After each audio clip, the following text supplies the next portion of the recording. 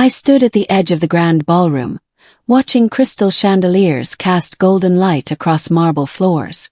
My simple black dress felt plain compared to the designer gowns swirling past me. The annual charity gala always made me feel invisible, which was exactly what Preston wanted. I was his assistant after all, meant to blend into the background while he networked with millionaires. A distinguished older woman approached me, champagne glass empty. "Excuse me, could you get me another?" she asked, mistaking me for waitstaff. Before I could politely correct her, Preston appeared beside us, laughing loudly. "Oh, Mrs. Carmichael, that's Monica Reed. She's just my assistant," he said, his voice dripping with amusement. The woman's face flushed pink as several nearby guests turned to look. Preston grinned wider, clearly enjoying the moment. My cheeks burned, but I kept my expression neutral. I'd learned over 5 years that showing emotion only encouraged him. Mrs. Carmichael apologized awkwardly before hurrying away. Preston didn't even glance at me as he followed her, already launching into his rehearsed speech about innovation and leadership. I retreated to my corner, heart pounding. Not from embarrassment this time, but from anticipation. Tonight everything would change. The evening continued as Preston worked the room like a politician. I watched him shake hands, flash his practiced smile, and drop names of influential people he barely knew. When the host finally called everyone to attention, Preston practically sprinted to the stage. "Ladies and gentlemen," he began, voice booming through the microphone. "Tonight we celebrate visionaries, people who dare to dream big and make those dreams reality." He paused for dramatic effect, soaking in the applause. Success requires courage, intelligence, and the right team supporting you. His eyes found me in the crowd. "Even my assistant Monica has been invaluable. She keeps my calendar organized, makes sure I have coffee, all those important details." Polite laughter rippled through the audience. My hands clenched at my sides. The host returned to the podium, papers rustling. "Thank you, Preston. Now before dinner we have a special announcement. Our event has secured a major investor who will match all donations tonight, doubling our impact." The room erupted in excited murmurs. Preston's chest puffed with pride, clearly assuming he'd somehow take credit. "Please welcome our generous benefactor, Monica Reed." Time seemed to stop.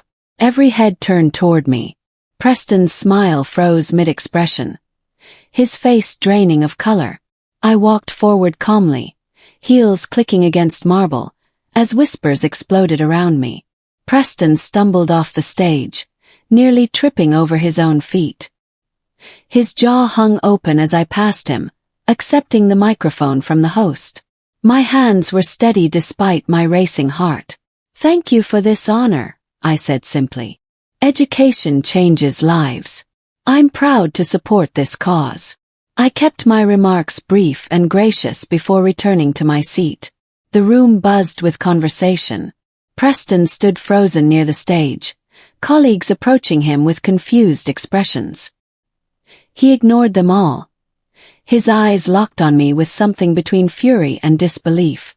After dinner, he cornered me near the coat check. "What the hell was that?" he hissed, grabbing my elbow. I pulled away smoothly. "Exactly what it appeared to be," I replied calmly. "You don't have that kind of money. This is some kind of joke." I met his gaze steadily. "You'll find out soon enough." His face reddened, but I walked away before he could respond. At home, my husband Theodore barely looked up from his phone when I entered. "You embarrassed Preston tonight," he said flatly. "People are talking." "Are they?" I set my purse down carefully. "He texted me. Said you pulled some stunt at the gala." Theodore finally met my eyes. "Why would you do that?" The question hung between us like a wall. I didn't sleep that night. Instead, I sat at my desk and opened the hidden folder on my laptop, the one Theodore didn't know existed. Inside were 5 years of carefully documented evidence. Bank statements, investment records, contracts signed under my shell company's name. Every deposit, every calculated risk, every quiet victory. I'd built an empire in the shadows while everyone assumed I was just Preston's assistant. The numbers didn't lie. My investments had grown steadily, compounding into real wealth through smart choices and patience. I thought back to where it all started. 5 years ago in this same apartment at this same desk. The memory was still sharp enough to sting. Preston had just presented our team's breakthrough marketing strategy to the board. Except it wasn't our strategy at all. Every innovative idea, every data point, every compelling argument had come from my research. I'd spent 6 months developing that plan, working late nights and weekends while Preston golfed with clients. When the board praised his brilliance, he accepted their congratulations without mentioning my name once. I'd confronted him privately afterward. That was my work, I'd said, trying to keep my voice professional. Preston had laughed. Monica, you're an assistant. Assistants support their bosses. That's literally your job. He'd walked away, leaving me standing there. That night 5 years ago, Theodore had dismissed my frustration. He's your boss, Monica. Course he gets credit. That's how it works. He'd turned back to his laptop without another word. Something inside me had cracked then. Not broken but transformed. If the world saw me as invisible, I'd use that invisibility as a weapon. I started studying investment strategies during my lunch breaks, reading financial reports instead of gossip magazines. I opened my first brokerage account with money saved from birthdays and bonuses Preston had grudgingly given me. $500 became $1,000. 1,000 became 5. I reinvested every profit, learning from mistakes and celebrating small victories alone. 6 months after Preston stole my strategy, I made my first real move. A tech startup was seeking seed funding, a company developing software I knew Preston's firm desperately needed but didn't realize yet. I invested $3,000, nearly emptying my secret account. That investment tripled in 8 months when Preston's company finally discovered the software and bought licenses at premium prices. I'd cashed out with $9,000 and a valuable lesson. I knew Preston's business better than he did. That knowledge was worth more than any salary. My second investment was bolder. I bought shares in Preston's company itself. Everything changed at a high-level business dinner 2 years after I'd started investing. Preston had dragged me along to take notes while he schmoozed potential clients. I sat quietly at the end of the table, invisible as always. The special guest that night was Elliot Devers, a legendary investor with a reputation for spotting talent. Preston talked endlessly, name-dropping and exaggerating his accomplishments. Elliot looked increasingly bored. Our Q3 projections show 30% growth, Preston announced confidently. I coughed softly. Preston's projections were wrong. He'd misread the quarterly report I'd prepared. The actual number was 22%, which was still impressive but nowhere near 30. Something to add, Monica? Preston asked with fake politeness, irritated by the interruption. Just clearing my throat, I said quietly. But I'd caught Elliot's attention. Later, as everyone mingled after dinner, Elliot approached me near the bar. That cough was perfectly timed, he said with an amused smile. The real number is 22%, isn't it? I hesitated, then nodded. He confused it with last year's annual growth. Elliot studied me thoughtfully. You're the smartest person in that room, and everyone treats you like furniture. Ever think about investing? His directness surprised me. Actually, I admitted. I've been learning for 2 years. Good. He handed me his card. Call me. Let's talk seriously. That conversation with Elliot changed everything. He became my mentor, teaching me not just about investments but about strategy, leverage, and patience. Never let them see you coming, he advised. Build your position quietly. By the time they realize what's happening, it's already done. Together we established Reed Capital, a shell investment company that was completely legal and totally invisible. My name wasn't publicly connected to it. Instead, it operated through a network of holding companies and trusts that Elliot helped me navigate. Reed Capital started making smart, calculated investments. I used my insider knowledge of Preston's company. Not illegally, just observantly. I knew which clients were unhappy, which projects were struggling, which competitors were gaining ground. When Preston's company weakened, I bought shares at discount prices. When it recovered, I held them, accumulating more control. Over 3 years, Reed Capital became a significant minority shareholder. Not enough to raise alarms, but enough to matter when votes were counted. Other board members had no idea the mysterious investor buying shares was Preston's assistant. I also diversified. Tech startups, real estate, sustainable energy. I spread investments across industries, building real wealth that had nothing to do with Preston or his company. My portfolio grew to 7 figures, then beyond. Theodore never noticed. He never asked where I went during lunch breaks or why I stayed up late reading financial reports. The week after the gala, Preston's behavior changed. He stopped making eye contact and started assigning me meaningless tasks, reorganizing files, updating ancient contact lists, making coffee runs. He was trying to put me back in my place. I didn't argue. I completed each task perfectly while quietly watching the company crumble around him. His latest project was failing because he'd ignored my research about market trends. The board was getting nervous. Then came the email I'd been expecting. It was from Xavier Northbrook, one of the senior board members and a reasonable man I'd always respected. "Monica, I'd like to discuss something privately. Are you available this week?" I scheduled a lunch meeting at a quiet restaurant far from the office. Xavier arrived early, looking troubled.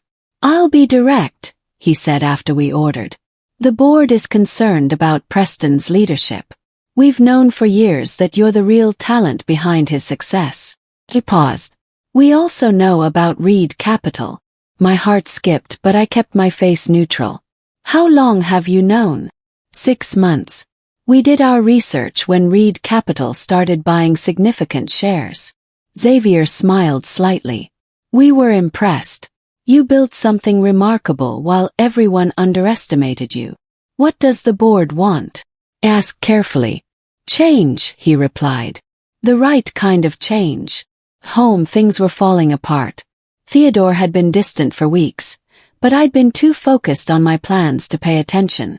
That changed when I discovered the group text. I'd borrowed his phone to check the time when a notification popped up. "Can you believe Monica?" The message was from Preston. Curious and already suspicious, I opened the thread. "Preston. She's losing it. Thinks she's some kind of mastermind. Theodore. I told her to apologize to you. She won't listen to me anymore. Preston's mother. Always thought she was too ambitious for her own good. Women like that end up alone. Theodore. Maybe she needs professional help. This behavior isn't normal." I read through weeks of messages, each one more betraying than the last. Theodore had been feeding Preston information about my activities, my mood, everything. They were plotting together to manage me. Felt oddly calm. The hurt would come later, but right now I just felt clarity. These people had never respected me. Theodore married me when I was quiet and compliant, content to support his career while mine stagnated. The moment I'd started building something of my own, he'd seen it as a threat. I forwarded the entire conversation to my personal email. Then I made coffee, sat at my desk, and drafted an email to 2 junior colleagues I trusted. Kimberly and Marcus were talented analysts Preston regularly overlooked. They did excellent work for terrible pay, and I'd watched Preston take credit for their insights countless times. They reminded me of my younger self. I kept my email vague but intriguing. "I'm working on a new venture. If you're interested in opportunities outside your current position, let's talk confidentially." They both responded within hours. Over coffee, I outlined my vision. "I can't give details yet, but significant changes are coming. When they do, I'll need a strong team." I named salaries that made their eyes widen. 50% more than Preston paid them. Think about it. They didn't need to think long. Both gave notice the following week. Preston exploded when he heard. Who recruited them? He demanded, storming through the office. Nobody answered. He assumed a competitor had poached them, never suspecting his assistant. The office felt different after they left. Other employees started updating their LinkedIn profiles, sensing instability. Preston tried to project confidence, but I could see the cracks forming. He was losing control and he knew it. Meanwhile, Reed Capital prepared for its next move. The shareholders' meeting happened on a cold Tuesday morning. The boardroom was tense. Preston sat at the head of the table, trying to look authoritative while board members whispered among themselves. Xavier called the meeting to order. We're here to discuss concerns about company leadership and propose a formal review process. Preston's face reddened. This is ridiculous. Our numbers are solid. Our numbers are declining, another board member corrected. We've lost 3 major clients in 6 months. Employee turnover is at record highs. Temporary setbacks, Preston argued. Every company faces challenges. Xavier glanced at me sitting quietly in the corner with my notepad. We have a proposal. Reed Capital, which now holds 18% of company shares, has suggested an independent audit of executive decision-making. Preston laughed nervously. Reed Capital. Some anonymous investor who's been buying shares. Why should we care what they think? Because, Xavier said calmly, they're one of our largest shareholders. And they're here today. He nodded toward me. I stood slowly, setting down my notepad. I vote in favor of the audit. Preston's mouth fell open. What? Reed Capital's representative votes yes, Xavier confirmed, recording it officially. That tips us to a majority. The audit is approved. Preston looked between us, face pale. Monica, you're Reed Capital. I didn't answer. I simply sat back down and resumed taking notes. The audit took 3 weeks and uncovered exactly what I'd expected. Misallocated funds, failed projects where Preston had ignored expert advice, contracts signed without proper review. Nothing criminal. Preston was careless, not criminal, but the pattern was damning. The board met privately to review findings. I wasn't invited to that meeting, but Xavier kept me informed. They're ready for change, he told me over the phone. But they need to see your full vision first. Set up a meeting, I replied. I'm ready. That weekend I finally addressed Theodore. He was watching television when I placed an envelope on the coffee table in front of him. What's this? He asked without looking up. Divorce papers. I've already signed them. That got his attention. He picked up the envelope, face shocked. Monica, what? Because I talked to Preston. You're being unreasonable. I'm being clear, I replied calmly. You chose his side over mine. You mocked me behind my back. This marriage has been over for a long time. We were just too comfortable to admit it. You can't just leave, he sputtered. Where will you go? That's not your concern anymore. I'd already packed essentials and arranged to stay with Kimberly until I found my own place. Sign the papers. My lawyer will contact you about dividing assets. Theodore stood, anger replacing shock. You're making a huge mistake. Nobody will respect you after this. Then I'll finally have something in common with how you've always treated me, I replied, walking out. Living with Kimberly was temporary but refreshing. Her apartment was small but filled with life. Plants on every surface, art on the walls, a sense of possibility. We worked on my business plan together. She brought skills and enthusiasm I desperately needed. At the office, rumors spread. Preston tried to win me back with fake kindness, probably hoping to salvage his position. Monica, let's talk, he said one morning, cornering me by the elevators. Whatever's happening between us, we can work it out. I met his eyes steadily. I'm leaving soon, Preston. There's nothing to work out. His jaw tightened. Leaving. You can't just quit. I need you. Now you need me, I observed. Interesting timing. He tried intimidation next. You'll never work in this industry again. I have connections. I'll make sure everyone knows you're disloyal. Do what you think is best, I replied, stepping into the elevator. His threats felt hollow now. I had 18% of his company and the board's support. He had nothing but a crumbling reputation. The next morning I received the email I'd been waiting for. Final confirmation, Elliot wrote. Reed Capital's recent acquisitions put you at 23% ownership. Combined with proxies we've arranged, you control the majority. It's time. I scheduled an emergency board meeting for Friday afternoon. Preston arrived at the board meeting confident and clueless. He thought he'd been summoned to defend himself against the audit's findings. He had no idea what was really about to happen. Let's address the elephant in the room. He began before anyone else could speak. Yes, I made some judgment calls that didn't work out. But that's business. You take risks, you learn, you adapt. I've led this company for 8 years. 7 years, I corrected quietly. You were promoted 7 years ago. Preston glared at me. Monica, this is a board meeting. You're here to take notes, not participate. Xavier cleared his throat. Actually, she's here to participate. Monica, would you like to present? I stood, walking to the front of the room with my prepared materials. My hands didn't shake. Preston watched with growing confusion as I connected my laptop to the projector. I'm proposing a new leadership structure, I began. One based on actual performance rather than self-promotion. I pulled up my first slide showing company performance metrics under Preston's leadership. Declining client satisfaction, increasing costs, falling innovation rankings. Then I showed my own track record. Successful investments, strategic partnerships I'd identified, projects I'd developed that Preston had claimed. Preston stood abruptly. This is absurd. She's my assistant. She has no authority to propose anything. Sit down, Preston, Xavier said firmly. Let her finish. I pulled up the final slide, ownership stakes in the company. Preston's name appeared with 15%. Other board members held smaller percentages. Then Reed Capital appeared, 23%. Reed Capital is my investment company, I explained calmly.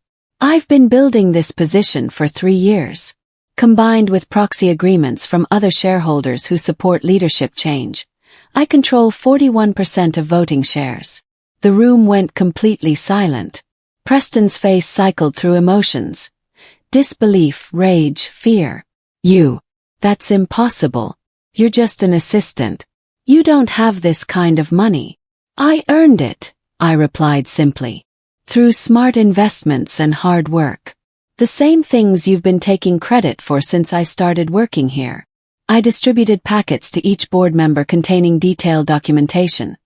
My investment history, my strategic vision for the company, testimonials from clients who'd specifically praised my work, and a timeline showing every project Preston had claimed as his own.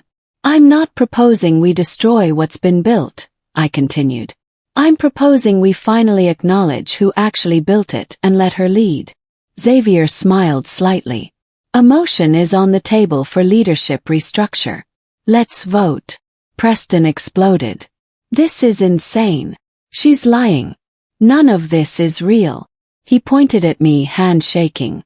She's an assistant. She makes copies and schedules meetings. She can't run a company. I've been running it, I said quietly. You just didn't notice. The board will never support this, Preston continued desperately. I have relationships here. Loyalty. History. Let's find out, Xavier suggested. All in favor of accepting Monica's proposal and restructuring leadership. One by one hands rose. Xavier. 3 other senior members. 2 junior members I'd barely spoken to but who'd reviewed my documentation.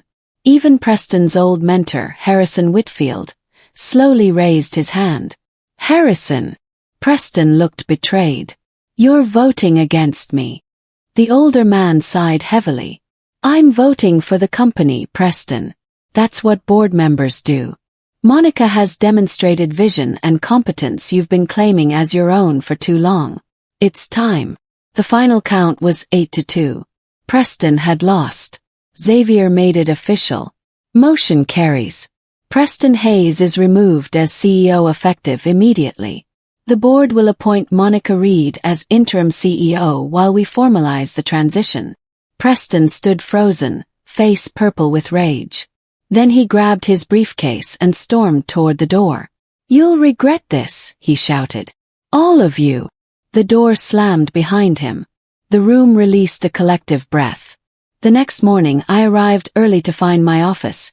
My real office now, the corner suite Preston had occupied, empty except for scattered papers he'd left behind. I stood at the floor-to-ceiling windows watching the sunrise paint the city gold and pink. My phone buzzed constantly. Congratulations from board members. Questions from reporters who'd somehow already heard about the leadership change. A supportive message from Elliot. "Knew you could do it. Now comes the hard part." He was right. Removing Preston was just the beginning. Now I had to prove I could actually lead the company to success, not just identify its problems.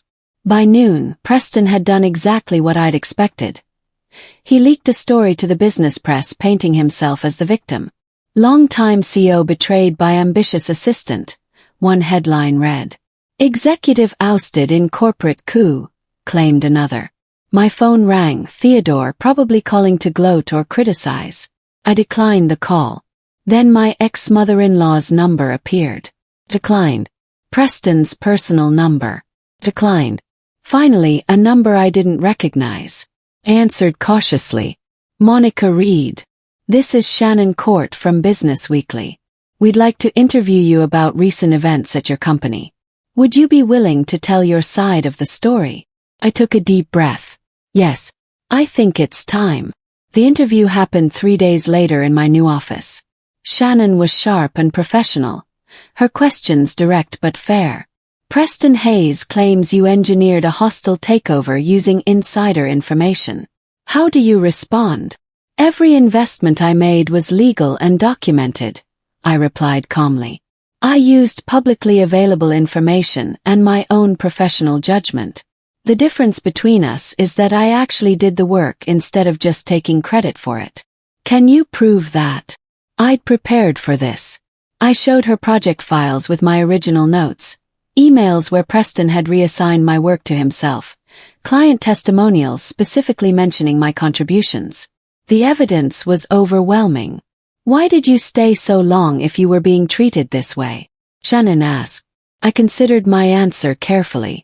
Because I was building something. Not just a portfolio but proof of my own competence. I knew if I left quietly, Preston would keep taking credit for my work with the next person in my position.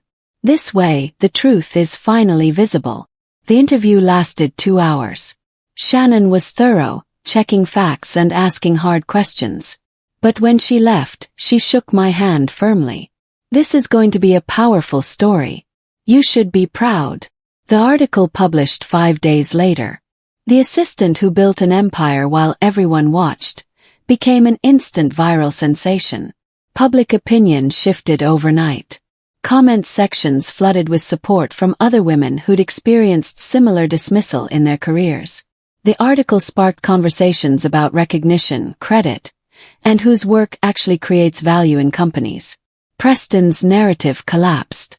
Several former colleagues came forward with their own stories of him claiming their ideas. Clients confirmed I'd been their primary contact for years while Preston showed up only for photo opportunities. Theodore called again. This time I answered. "I saw the article," he said stiffly. "I didn't realize." "Didn't realize what?" "That I was capable. That I had ambitions beyond making your coffee and listening to your complaints about work." My voice stayed level, but years of frustration poured through. "That's not fair," he protested weakly. "None of it was fair, Theodore. That's the point." Pause. "Did you call for a reason? Because if you're just feeling guilty, save it. I don't need your apology anymore." He was quiet for a moment. "I heard you're doing well. People are talking about how impressive you are." "They always were impressive," I replied. "You just weren't listening." I ended the call. The next interruption was worse. Preston's mother showed up at my office building, demanding to see me. Security called before letting her up. When she entered my office, she looked smaller than I remembered, less intimidating now that she couldn't wield her son's authority over me. "Monica dear," she began with forced sweetness. "I think there's been a terrible misunderstanding." "There hasn't," I replied, not inviting her to sit. "But go ahead. Preston is struggling. He's lost everything, his job, his reputation. You've won. Can't you show some mercy? Help him find a position somewhere." The audacity was breathtaking. "Why would I do that?" "Because you're a good person," she said, switching tactics to guilt. "You're not cruel like this. This revenge isn't like you." "This isn't revenge," I corrected gently. "Revenge would be destroying him out of spite. What I did was stop letting him destroy me. There's a difference." "He made you," she insisted, voice rising. "He gave you opportunities." "He gave me tasks," I interrupted. "I created opportunities myself. Everything I have, I earned despite him, not because of him." She tried several more approaches. Tears, anger, bargaining. I remained calm through all of it. "I'm sorry you feel your son was wronged," I said finally. "But perhaps this is a chance for him to learn something valuable. Sometimes we don't appreciate what we have until we've lost it through our own choices." Her face hardened. "You'll regret this. People will see through you eventually." "Maybe," I agreed. "But they'll see the real me, not the invisible assistant version Preston preferred. I can live with that." She left in angry silence. The following months were intense but rewarding. I restructured the company from top to bottom, promoting overlooked talent and implementing the strategies I'd been developing for years. Kimberly became director of analytics. Marcus led business development. I hired 2 senior executives with strong reputations who shared my vision of ethical, sustainable growth. We signed 3 new major clients in the first quarter. Employee satisfaction surveys showed dramatic improvement. Industry publications that had ignored our company for years suddenly wanted interviews about our turnaround. Not everything was perfect. Some of Preston's loyalists left, spreading bitter rumors. A few board members remained skeptical, watching closely for mistakes. The pressure was constant. But for the first time in my career, when I succeeded, everyone knew it was my success. My name appeared on contracts and press releases. Clients called me directly instead of going through intermediaries. Junior employees asked for my mentorship. One afternoon, a nervous young man knocked on my office door. My new assistant, Tyler, who'd started 2 weeks earlier. "I'm sorry to bother you," he said hesitantly. "I just wanted to drop off the reports you requested." I smiled at him. "Tyler, you're not bothering me. Come in. And listen, you don't work for me. You work with me. Your ideas matter. Your input is valuable. Don't forget that." His relief was visible. "Thank you. That means a lot." A year after the board vote, I stood in the lobby staring at the company directory. My name appeared on top, Monica Reed, CEO. The title still felt surreal sometimes, but increasingly natural. Security called up. "There's a Preston Hayes here to see you. Should I send him up?" I hesitated. Part of me wanted to refuse, to let him feel dismissed the way he'd dismissed me countless times. But curiosity won. "Send him up." Preston looked terrible when he arrived. Wrinkled suit, tired eyes, defeated posture. The confident swagger had vanished completely. "Thank you for seeing me," he said quietly. I gestured to a chair. "What do you want, Preston?" "I've been trying to start over. New company, new investors. But..." He trailed off. "Everyone knows what happened. Nobody trusts me. My startup failed. Nobody will return my calls. And you want me to help you," I finished. He met my eyes, and for once, I saw genuine emotion instead of manipulation. "I know I don't deserve it. But I'm asking anyway. Maybe a reference. Or introduction to someone who'd give me a chance." I leaned back in my chair, studying him. A year ago, this moment would have felt victorious. Now it just felt sad. Do you understand why you're here? Yes. He nodded slowly. Because I never valued the people who made me successful. It's more than that, I continued. You didn't just fail to value people. You actively diminished them to make yourself look better. You took credit for others' work not because you didn't know better, but because you wanted all the glory. Preston's shoulders slumped. You're right. I know you're right. I spent 5 years watching you dismiss my contributions, I said, keeping my voice level. 5 years of being invisible while you collected praise for my work. Do you know what that does to a person? I'm sorry, he said, and his voice actually cracked. I was so focused on my own success that I never thought about what I was doing to people around me. Especially you. I believed he was genuinely sorry. But sorry didn't erase what happened or obligate me to fix his problems. Here's what I can offer, I said finally. I won't sabotage you. If someone calls asking about your skills, I'll be honest. You're good at networking and presentation. But I won't go out of my way to help you either. You need to rebuild your reputation through your own actions, not through my endorsement. That's fair, he admitted quietly. I stood, walking to my desk and pulling out a business card. This is a career counseling service that helped me years ago when I was feeling stuck. They're good at helping people find new directions. Preston took the card, staring at it like it held all the answers. Monica, he said as he reached the door. For what it's worth, I really am sorry. And you were always better at this than me. I knew it the whole time. That's why I kept you close and took credit for your work. I was afraid if everyone saw how good you were, they'd realize I was just average. His honesty surprised me. That's the most real thing you've ever said to me. Probably too late for it to matter. He managed a sad smile. It's never too late to start being honest, I replied. But it takes consistent effort, not just one moment of clarity. After he left, I stood at my window watching the city below. I didn't feel triumphant or vindictive. Felt complete. Like a chapter had truly ended. My phone buzzed with a message from Elliot. Saw the quarterly reports. Exceptional work. Proud of you. Smiled. The company was thriving. My team was strong. The vision I'd quietly developed over years of being invisible was finally becoming reality. Later that week, Business Weekly called again. They wanted to do a feature story about my first year as CEO. The assistant who became CEO. A case study in recognizing real talent, they titled it. During that interview, Shannon asked the question I'd been expecting. Do you consider what happened revenge? I thought carefully before answering. Revenge would mean I did all this to hurt Preston. That was never my goal. What was your goal then? Shannon pressed. To stop being invisible, I replied.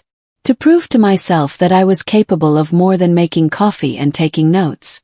I didn't set out to destroy Preston's career. I set out to build my own. The fact that his reputation couldn't survive without me propping it up. That's on him, not me. The article came out beautifully, focusing on the larger themes of recognition and value in professional settings. I received hundreds of emails from people sharing their own stories of being overlooked and underestimated. 3 months later, I got an unexpected message through LinkedIn. It was from a young woman who'd just been hired as an assistant at a major tech company. I read your story, she wrote. I'm in the exact same position you were. My boss takes credit for everything I do. But instead of staying quiet, I'm documenting everything and investing in myself like you did. Thank you for showing that there's a path forward. I replied immediately. Document everything.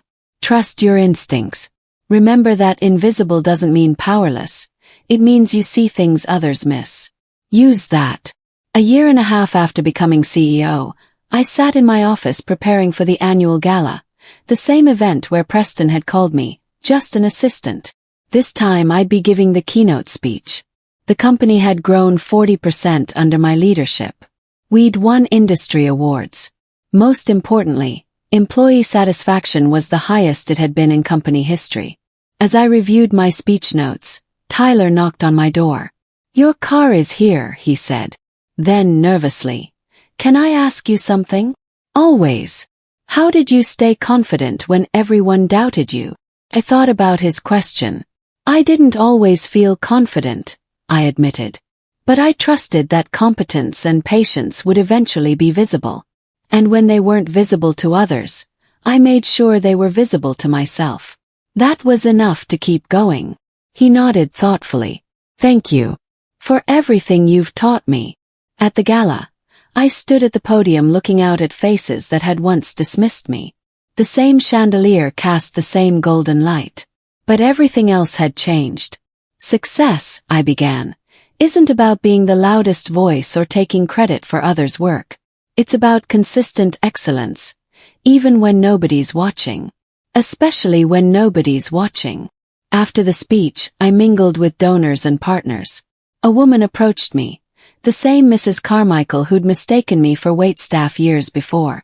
Monica, that was inspiring, she said warmly. I'm embarrassed to admit I don't remember meeting you before tonight. Smiled. We met once. Briefly. But I was someone different then. Well, you're certainly memorable now.